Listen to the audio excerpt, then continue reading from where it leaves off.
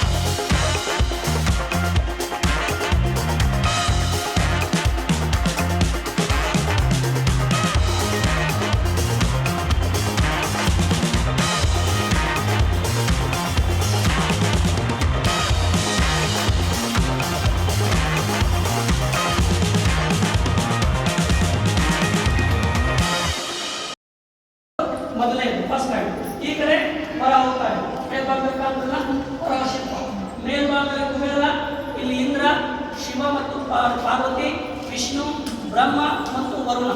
ಹೀಗೆ ಒಂದೊಂದು ಆವರಣದಲ್ಲಿ ಒಂದೊಂದು ಶಿಲ್ಪಕಲೆಗಳನ್ನ ಇಲ್ಲಿ ಕೆತ್ತನೆ ಮಾಡಿದಲ್ಲಿ ನಾವು ಕಾಣ್ತಾ ಇದ್ದೇವೆ. ಹಾಗೆ ಈ ಒಂದು ಗುಹಾಂತರ ದೇವಾಲಯದಲ್ಲಿ ಕೆಲವೊಂದಿಷ್ಟು ಶಿಲ್ಪಗಳಿವೆ. ಇವೆಲ್ಲ ಮಿಥುನ ಶಿಲ್ಪಗಳು ಅಂತ ಕರ್ತಾರೆ, ಮೈಥುನ ಶಿಲ್ಪಗಳು ಅಂತ ಕರ್ತಾರೆ, ಸುರಾಪಣ ದಂಪತಿಗಳು ಅಂತ ಕರ್ತಾರೆ, ಹಾಗೆ ಗಂಧರ್ವ ದಂಪತಿಗಳು ಅಂತ ಕರ್ತಾರೆ. ಇಲ್ಲಿ 32ಕ್ಕಿಂತ ಹೆಚ್ಚು ಶಿಲ್ಪಕಲೆಗಳು. ಮಿಥುನ ಶಿಲ್ಪಿಗಳು ಅಂದ್ರೆ ಈ ತರನಾಗಿ ಇಲ್ಲಿ ಕಾಣ್ತಾರೆ. ಮಿಥುನ ಅಂದ್ರೆ happy couples, just like happy ಆಗಿರ್ತಕ್ಕಂಥ ಶಿಲ್ಪಗಳು ಶಿಲ್ಪಗಳು ಅಂತ ಕರೀತಾರೆ. ಮೈಥುನ ಶಿಲ್ಪಗಳಂದ್ರೆ ಕಾಮಸೂತ್ರದ ಭಂಗಿಗಳು. ಕೆಲವೊಂದಿಷ್ಟು ಗುಹಾಂತರ ದೇವಾಲಯದಲ್ಲಿ ಇವೆ, ಅವು ಒಳಗಡೆ ಇವೆ. 2ನೇ ಗುಹಾಂತರದಲ್ಲಿ ಕಾಮಸೂತ್ರದ ಶಿಲ್ಪಗಳಿವೆ, 3ನೇ ಗುಹಾಂತರ ದೇವಾಲಯದಲ್ಲಿ ಕೂಡ ಕಾಮಸೂತ್ರದ ಶಿಲ್ಪಗಳಿವೆ. ಮೊದಲಿಗೆ ಚಾಲುಕ್ಯರ ಕಾಲದಲ್ಲಿ ಈ ಕಾಮಸೂತ್ರದ ಶಿಲ್ಪಕಲೆಗಳನ್ನ ಒಳಗಡೆ ಕೆತ್ತನೆ ಮಾಡ್ತಾ ಇದ್ದಾರೆ, ಹೊರಗಡೆ ಮಾಡ್ತಾ ಇಲ್ಲ. ಆನಂತರ 12 ಮತ್ತು 13ನೇ ಶತಮಾನದಲ್ಲಿ ನೀವು ಖಜೂರ್ ಅಂತ ಕೇಳಿದ್ರೆ, ಖಜೂರು ಮಧ್ಯಪ್ರದೇಶದಲ್ಲಿ, ಅಲ್ಲಿ ಕಾಮಸೂತ್ರದ ಭಂಗಿಗಳನ್ನ ಹೊರಗಡೆ ನಿರ್ಮಾಣ ಮಾಡಿ ನಾವು ನೋಡಬಹುದು. ಹೀಗಾಗಿ ಮಿಥುನ ಮತ್ತು ಮೈಥುನ. ಆನಂತರ 3ನೇದು ಯಾವುದು ಬಂದ್ರೆ ಸುರಾಪಾನ ದಂಪತಿಗಳು. ಆಗಿನ ಕಾಲದಲ್ಲಿ ಜನರು ಕೂಡ ಸುರಾಪಾನ ಮಾಡ್ತಾ ಇರೋದಕ್ಕೆ ಈಗ ಸುರಾಪಾನ ಮಾಡ್ತಕ್ಕಂಥ ದಂಪತಿಗಳ ಶಿಲ್ಪಕಲೆಗಳಿವೆ. ಇನ್ನು ನೋಡಿ ಕಾಂತದವರಿಗೂ ಆ ಮಹಿಳೆ ಅಂದ್ರೆ ಆ ರಾಣಿ ಏನ್ ಮಾಡಿದ್ರೆ ಮಿತಿ ಮೀರಿ ಸುರಾಪಾನ ಮಾಡಿದ್ದಾಳೆ. ಮಿತಿ ಮೀರಿ ಸುರಾಪಾನ ಮಾಡಿ ಅವಳು ಕೆಳಗಡೆ ಬೀಳ್ತಾ ಇದ್ದಾಳೆ, ಅನ್ಕಾನ್ಶಿಯಸ್ ಇದ್ದಾಳೆ. ಏನ್ ಮಾಡ್ತಾನೆ, ಹಿಡಿದಿದ್ದಾನೆ, ಗಂಡನ ಹಿಡಿದಿದ್ದಾನೆ. ಆದ್ರೂ ಕೂಡ ಅವಳಿಗೆ ಕೆಳಗಡೆ ಬೀಳಲಿಕ್ಕೆ ಪ್ರಯತ್ನ ಪಡ್ತಾ ಇದ್ದಾಳೆ. ಅವಳಿಗೆ ಮಿತಿ ಮೀರಿ ಸುರಾಪಾನ ಮಾಡಿದ ಕಾರಣಕ್ಕಾಗಿ ಅವಳಿಗೆ ವಾಂತಿ ಆಗಿದೆ, ವಾಮಿಟ್ ಆಗಿದೆ. ಇಲ್ಲಿ ವಾಂತಿ ಇರೋದನ್ನ ನಾವು ಕೆಳಗಡೆ ನೋಡಬಹುದು. ಆ ವಾಂತಿ ಇರೋದನ್ನ ಒಂದು ನಾಯಿ ನೆಕ್ತಾ ಇದೆ ಅಥವಾ ತಿಂತಾ ಇದೆ ಅಂತ ಹೇಳ್ಬೋದು, ಅಲ್ಲಿ ಕಾಣ್ತ ನಾಯಿ. ಹೀಗೆ ಸುರಾಪಾನ ದಂಪತಿಗಳ ಶಿಲ್ಪಗಳಿದೆ. ಮೇಲ್ಭಾಗದಲ್ಲಿ ಇದಲ್ಲ, ಇವೆಲ್ಲ ಗಂಧರ್ವ ದಂಪತಿಗಳನ್ನು. ಗಂಧರ್ವ ಅಂದರೆ ಆಕಾಶದ ಮೇಲೆ ಹಾರಾಡ್ತಾ ಇರುವ ದಂಪತಿಗಳನ್ನ ಗಂಧರ್ವ ದಂಪತಿಗಳು, ಗಂಧರ್ವ ಶಿಲ್ಪಕಲೆಗಳನ್ನು ಕರೀತೇವೆ. ಹಾಗೆ ಮತ್ತು ದರ್ಪಣ ಸುಂದರಿ ಶಿಲ್ಪ ಕೇಳಿದ್ರೆ ನೀವು, ದರ್ಪಣ ಸುಂದರಿ ಕೇಳಿದ್ದೀರಾ? ದರ್ಪಣ ಸುಂದರಿ ಶಿಲ್ಪಕಲೆ ಹೆಚ್ಚು ಪ್ರಸಿದ್ಧ ಆಗಿರುವುದು ಬೇಲೂರಿನಲ್ಲಿ ಅದರಲ್ಲಿ. ಇದು ಬೇಲೂರಿಗಿಂತ ಮೊದಲು ಬೇಲೂರು ಶಿಲ್ಪಕಲೆ ಏನಾಗಿದ್ದಾರೆ, ಅವು 11 ಮತ್ತು 12ನೇ ಶತಮಾನದಲ್ಲಿ, ಇವು ಆಗಿದ್ದು 5ನೇ ಶತಮಾನದಲ್ಲಿ. ಇಲ್ಲಿ ದರ್ಪಣ ಸುಂದರಿಯ ಶಿಲ್ಪ ಕೂಡ ಇದೆ. ಇಲ್ಲಿ ಕಾಣ್ತಾರೆ, ನೋಡ್ಬೇಕಾದ್ರೆ ಇಲ್ಲಿ ಬಂದು ಇಲ್ಲಿ ನೋಡ್ಬೋದು. ಆ ಮಹಿಳೆ ಏನು ಮಾಡ್ತಾರೆ, ನಿಂತ್ಕೊಂಡಿದ್ದಾಳೆ ವಯ್ಯಾರ ಭರಿತವಾಗಿ. ತನ್ನ ಕೈಯಲ್ಲಿ ಒಂದು ಕನ್ನಡಿ ಹಿಡ್ಕೊಂಡಿದ್ದಾಳೆ. ಕನ್ನಡಿ ಹಿಡ್ಕೊಂಡು ತನ್ನ ಕೇಶಾಲಂಕಾರವನ್ನ ಏನಾದಾಳೆ ಮೇಕಪ್ಪನ್ನ ಮಾಡ್ಕೊಳ್ತಾರೆ ಸನ್ನಿವೇಶದಲ್ಲಿ ನೋಡ್ಬೋದು. ಇವುಗಳಿಗೆ ದರ್ಪಣ ಸುಂದರಿ ಅಂತ. ಆ ಕಡೆ ಎದುರು ಮೇಕಪ್ ಅದು ವಿಜಯ ನರಸಿಂಹ. ಅದು ವಿಜಯ ನರಸಿಂಹ 4ನೇ ಅವತಾರ. ನರಸಿಂಹನ ಅವತಾರ ತಾಳಿ ಹಿರಣ್ಯಕೃಷ್ಣನ ಸಂಹಾರ ಮಾಡಿದ ಬಳಿಕ ವಿಷ್ಣು ನಗ್ತಾ ಇರುವ ಶಿಲ್ಪ ಅದು. ಹೀಗಾಗಿ ಅವನಿಗೆ ವಿಜಯ ನರಸಿಂಹ. ನರಸಿಂಹ ಶಿಲ್ಪ ಇದೆ ಜಾಸ್ತಿ, ಅವು ಉಗ್ರವಾಗಿರ್ತವೆ. ಇಲ್ಲಿ ಬದಾಮಿಯ ಗುಹೆಯಲ್ಲಿ ನೀವು ಫಸ್ಟ್ ಆಗಿ ನೋಡ್ತಾ ಇರೋದು ಹ್ಯಾಪಿ ಆಗಿರ್ತಕ್ಕಂಥದ್ದು. ಅಂದರೆ ಆ ದುಷ್ಟ ರಾಕ್ಷಸನ ಸಂಹಾರ ಮಾಡಿದ ನಂತರ ವಿಷ್ಣು ದೇವ ಏನು ಮಾಡ್ತಾನೆ, ನಗ್ತಾ ಇರುವ ಶಿಲ್ಪಕಲೆಯನ್ನೇ ನಾವಿಲ್ಲಿ ನೋಡ್ಬೋದು. ನೀವೆಲ್ಲರೂ ಸ್ವಲ್ಪ ಈ ಕಡೆ ಬಂದು ನೋಡ್ಬೋದು. ಈ ಕಡೆ ಬನ್ನಿ. ಇಲ್ಲಿ ಮೇಲ್ಭಾಗದಲ್ಲಿ ಪೇಂಟಿಂಗ್ ಇದೆ ನೋಡಿ, ಪೇಂಟಿಂಗ್ ಇದೆ.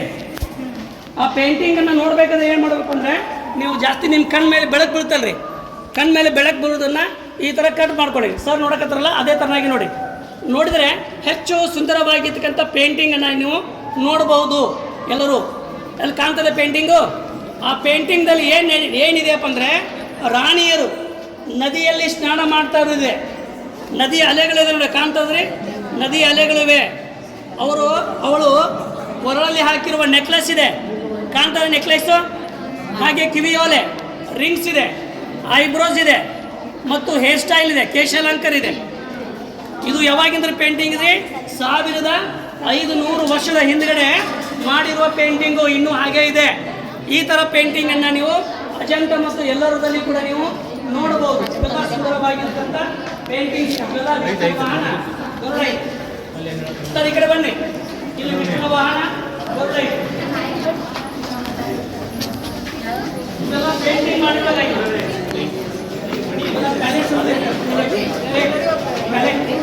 ವಿವಿಧ ಬೇರೆ ಬೇರೆ ತರನಾಗಿರ್ತಕ್ಕಂಥ ಕಲರ್ ಮಾಡಬೇಕಲ್ಲ, ಕೆಂಪು ಹಳದಿ ಹಸಿರು ಬೇರೆ ಬೇರೆ ಮಿಕ್ಸ್ ಮಾಡ್ಕೋಬೇಕಾದ್ರೆ ಇವೆಲ್ಲ ಪೇಂಟ್ ಇರೋದು. ಪೇಂಟನ್ನು ಇಲ್ಲೇ ಪ್ರಿಪ್ರೇಷನ್ ಮಾಡಿ ಪೇಂಟನ್ನು ಹಚ್ತಾ ಇದ್ರು. ಎಲ್ಲ ಪೇಂಟಿಂಗ್ ಇದೆ. ಇಲ್ಲಿ ಕೂಡ ಪೇಂಟಿಂಗ್ ಇದೆ ನೋಡಿ. ಇಲ್ಲಿ ಎಲ್ಲರೂ ಈ ಕಡೆ ಬನ್ನಿ. ಇಲ್ಲಿ ಒಳಗಡೆ ಬಂದರೆ ನೋಡಿದ್ರೆ ಕಾಣ್ತದೆ. ಈ ಪೇಂಟನ್ನು ನೋಡಬೇಕಾದ್ರೆ ಇಲ್ಲಿ ನೋಡಿಲ್ಲ, ಈ ಪೇಂಟನ್ನು ನೋಡ್ಬೇಕಾದ್ರೆ ಬರಿಗಣ್ಣೆ ಹಾಗೆ ನೋಡಬೇಡಿ. ನಿಮ್ಮ ಕಣ್ಣ ಮೇಲೆ ಬೆಳಕು ಬೀಳ್ತಲ್ರಿ ಇದು. ಈ ಬೆಳಕನ್ನು ಈ ಥರ ಸ್ವಲ್ಪ ಅಡ್ಡ ಮಾಡ್ಕೊಳ್ರಿ, ಕಟ್ ಮಾಡ್ಕೊಳ್ರಿ. ಕಟ್ ಮಾಡ್ಕೊಂಡು ನೋಡಿದ್ರೆ ಮೇಲಿರ್ತಕ್ಕಂಥ ಪೇಂಟಿಂಗನ್ನು ನಿಮಗೆ ಸುಂದರವಾಗಿರ್ತಕ್ಕಂಥ ಪೇಂಟಿಂಗ್ ಇದು. ಈ ಪೇಂಟಿಂಗು 2000 ವರ್ಷ ಹಿಂದ್ಗಡೆ ಅಜಂತ ಎಲ್ಲರದ್ದು ನೋಡ್ತೀವಲ್ಲ, ಅದಕ್ಕೆ ಸರಿಸಮಾನವಾಗಿರ್ತಕ್ಕಂಥ ಪೇಂಟಿಂಗ್.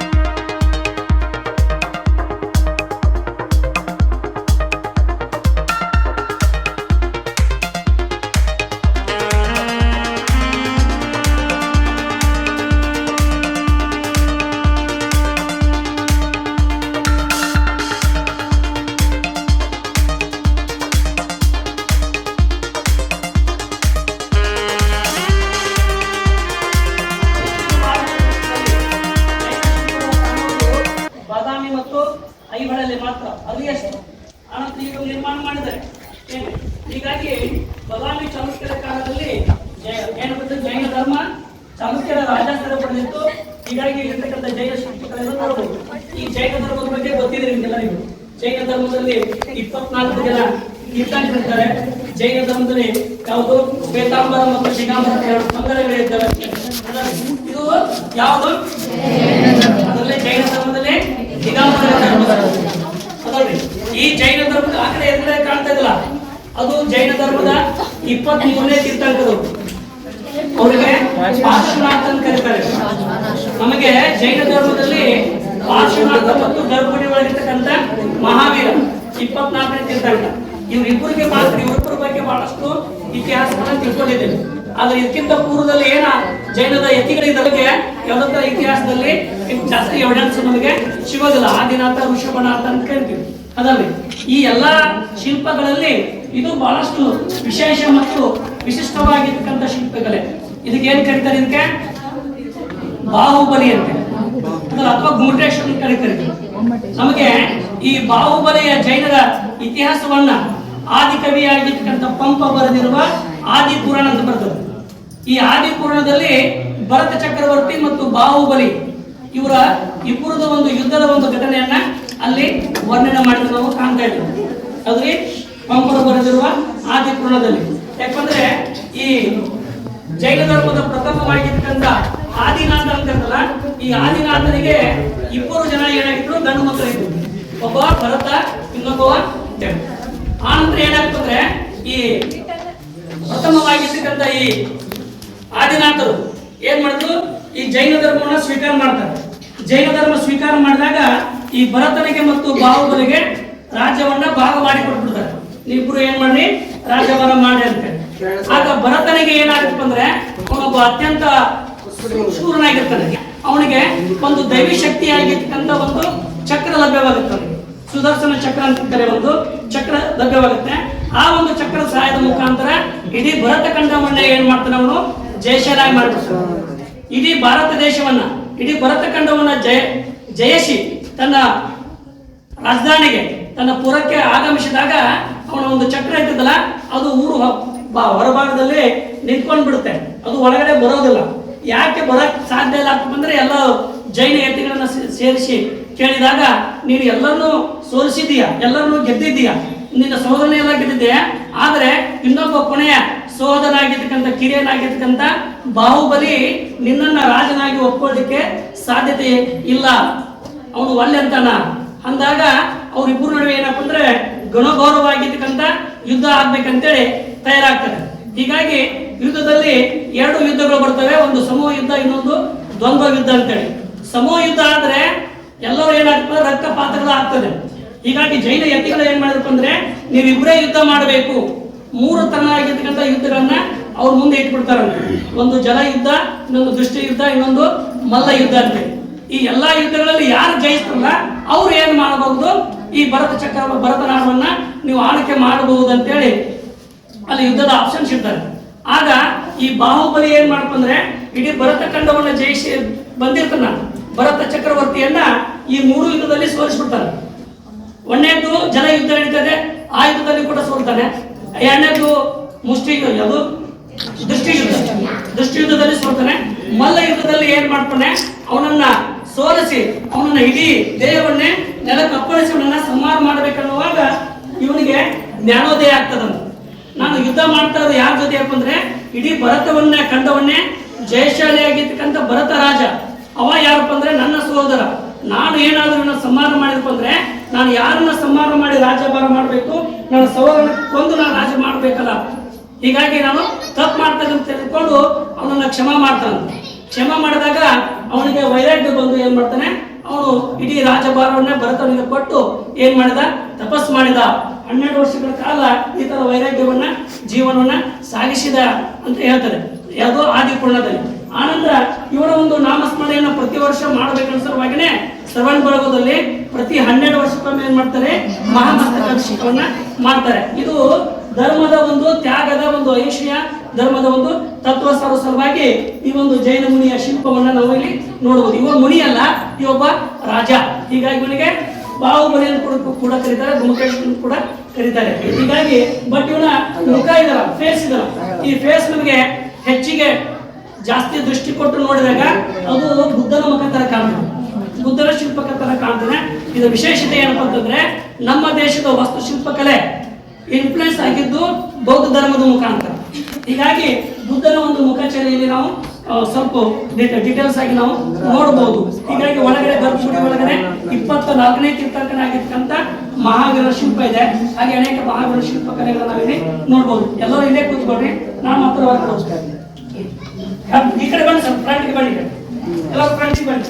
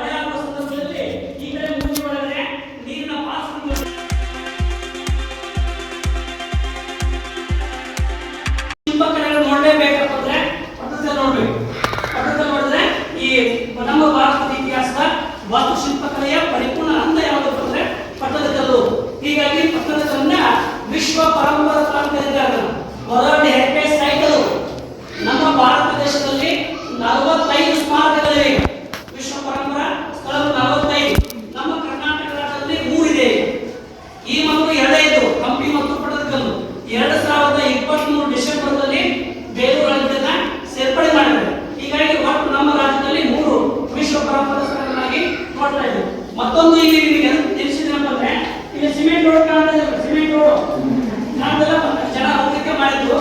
ಆ ಸಿಮೆಂಟ್ ರೋಡ್ ಬಂದ ಒಂದು ಬಂಡೆ ಬಿದ್ದಿದೆ ನೋಡಿ, ಕಡೆ ಕಪ್ಪು ಬಂಡೆ ಇದೆ, ಆ ಕಪ್ಪು ಬಂಡೆ ಅಪೋಸಿಟ್ ಒಂದು ದೊಡ್ಡ ಬಂಡೆ ಇದೆ. ಆ ಬಂಡೆಯನ್ನೇ ಬಾದಾಮಿಯಲ್ಲಿರ್ತಕ್ಕಂಥ ಪ್ರಮುಖ ಶಿಲಾಶಾಸನ ಇದೆ, ಬಾದಾಮಿಯ ಶಿಲಾಶಾಸನ. ಅದನ್ನ ಕಪ್ಪೇರ ಭಟ್ಟರ ಶಿಲಾಶಾಸನ ಕರೀತಾರೆ, ಕಪ್ಪೇರ ಭಟ್ಟರ ಶಿಲಾಶಾಸನ. ಆ ಶಾಸನದ ವಿಶೇಷ ವೈಶಿಷ್ಟ್ಯತೆ ಏನಪ್ಪ ಅಂತಂದ್ರೆ, ಈ ಕಪ್ಪೇರ ಭಟ್ಟರ ಶಿಲಾಶಾಸನ ಕನ್ನಡ ನಾಡಿನ ಮೊದಲ ತ್ರಿಪದಿ ಶಿಲಾಶಾಸನ ಕರೀತಾರೆ. ಮೊಟ್ಟ ಮೊದಲಾಗಿರ್ತಕ್ಕಂಥ ತ್ರಿಪದಿ ಶಾಸನ. ಮೊದಲು ಶಾಸನ ಬೇರೆ, ಮೊದಲು ಶಾಸನ ಯಾವ್ದ್ರಿ? ಹಲ್ಮಿಡಿ ಶಾಸನ. ಇದು ಮೊದಲು ತ್ರಿಪದಿ ಶಾಸನ. ಇದು ಅಂದ್ರೆ ಜನಪದ ಶೈಲಿಯಲ್ಲಿ ಈ ಒಂದು ಶಿಲಾಶಾಸನವನ್ನ ಕೆತ್ತನೆ ಮಾಡಿ ನಾವು ನೋಡಬಹುದು. ಈ ಶಿಲಾಶಾಸನದ ಸಾರಾಂಶ ಏನಂತಂದ್ರೆ, ಸಾಧುವಿಂಗೆ ಸಾಧು, ಮಾಧುವಿಂಗೆ ಮಾಧುರ್ಯ, ಬಾದಿಪ್ಪ ಕಲಿಗೆ ಮಾಧವನೀತನ್ ಕನ್ನಡ ಅಂತೇಳಿ. ಅಂದ್ರೆ ಬಾದಾಮಿ ಚಳುಕ್ಯರ ರಾಜರ ಮತ್ತು ಬಾದಾಮಿ ಚಳುಕ್ಯರ ಜನರ ಸ್ವಭಾವ ಹೇಗಿತ್ತು ಎಂಬುದನ್ನ ಅಲ್ಲಿ ಸಂಪೂರ್ಣವಾಗಿ ವಿವರಣೆ ಮಾಡಿರುವ ಒಂದು ಶಿಲಾಶಾಸನ ಇದೆ. ಅದನ್ನ ಕಪ್ಪೇರ ಭಟ್ಟರ ಶಿಲಾಶಾಸನ ಕರೀತಾರೆ. ಆ ಕಪ್ಪೇರ ಭಟ್ಟರ ಶಿಲಾಶಾಸನವನ್ನ ಈಗ ಅದು ನಮ್ಮ ಕನ್ನಡ ಯೂನಿವರ್ಸಿಟಿ ಹಂಪಿ ವಿಶ್ವವಿದ್ಯಾಲಯ ಅದರ ಒಂದು ಲಾಂಛನ ಕೂಡ ಆಗಿದೆ, ಒಂದು ಹೂವಿನ ಆಕಾರ ಇದೆ, ಅದರ ಲಾಂಛನ ಕೂಡ ನಾವು ನೋಡಬಹುದು. ಹೀಗೆ ಬಾದಾಮಿಗಿರ್ತಕ್ಕಂಥ ಸಂಕ್ಷಿಪ್ತವಾಗಿರ್ತಕ್ಕಂಥ ವಿವರಣೆಯನ್ನ ನಿಮಗೆ ಹೇಳಲಿಕ್ಕೆ ನಾನು ಪ್ರಯತ್ನ ಪಟ್ಟಿದ್ದೇನೆ. ಇಲ್ಲಾದರೂ ಏನಾದರೂ ನಿಮಗೆ ಪ್ರಶ್ನೆಗಳಿದ್ದರೆ ನಾವು ಸ್ವಲ್ಪ ಒಂದು 5-10 ನಿಮಿಷ ಡಿಸ್ಕಸ್ ಮಾಡಿ ನಂತರ ಕೆಳಗೆ ಇಳಿಬಹುದು. ಏನಾದರೂ ಪ್ರಶ್ನೆಗಳನ್ನು ಕೇಳಿದ್ರು, ಐಹೊಳೆ ಪಟ್ಟದಕಲ್ಲು, ಬಾದಾಮಿ, ಮಾಕೂಟ, ಇಲ್ಲಿ ಬರ್ತಕ್ಕಂಥ ಐತಿಹಾಸಿಕ ಸ್ಮಾರಕಗಳು ಇವೆಲ್ಲ ನೋಡಲಿಕ್ಕೆ ಒಂದಿನನೂ ಬೇಕು, 2 ಡೇಸೂ ಬೇಕು, 3 ಡೇಸೂ ಬೇಕು. ಡಿಫೆಂಡ್ ಅಪಾನ್ ಇಂಟ್ರೆಸ್ಟಿಂಗು ಮತ್ತು ಟೈಮಿಂಗ್ ಅದಲ್ರಿ. ಹೀಗಾಗಿ ನಿಮಗೆ ಇವತ್ತೊಂದು ದಿನ ಬಾದಾಮಿ, ಇವತ್ತು ಇದು ಬಾಗಲಕೋಟೆಯಲ್ಲಿ ಏನೋ ಕಾರ್ಯಕ್ರಮ ಇದೆ ಅಂತ, ಹಾಗಾಗಿ ನಾವು ಬಾದಾಮಿ ಎಷ್ಟು ಹಾಕೊಡ್ರಿ ಅಂತ ಹೇಳಿದ್ವಿ ಸರ್ಗೆ. ನಿಮ್ಗೆ ಏನಾದರೂ ಪ್ರಶ್ನೆ ಇದ್ದರೆ ಕೇಳ್ಬೋದು, ಅಲ್ಲಿ ನೋಡ್ಬೋದು. ಅದು ಅರಮನೆ ಅಂತ ಹೇಳಲಿಕ್ಕೆ ಯಾವುದೇ ಥರ ಎವಿಡೆನ್ಸ್ ಇಲ್ಲ, ಸಾಕ್ಷಿ ಆಧಾರಗಳಿಲ್ಲ. ಯಾಕೆ ನಮಗೆ ಅರಮನೆ ಸಿಗೋದು ಮೈಸೂರು ಅರಮನೆ ಬಿಟ್ಟು ಯಾರ ಕಾಲದ ಅರಮನೆ ಇಲ್ಲ. ಹಂಪಿಗೆ ಬರ್ತೀವಿ, ಹಂಪಿಗೆ ಬಂದು ಕೂಡ ಎಲ್ಲ ಹಾಳಾಗ್ಯದು. ಹಂಪಿದು ಬರೀ 500 ವರ್ಷದ್ದು, ಇದು 1500 ವರ್ಷದ್ದು. ಅವು ಏನಾಗಿರ್ಬೋದು, ಕನ್ವೆಂಟ್ ಆಗಿರ್ತವೆ. ಮತ್ತೆ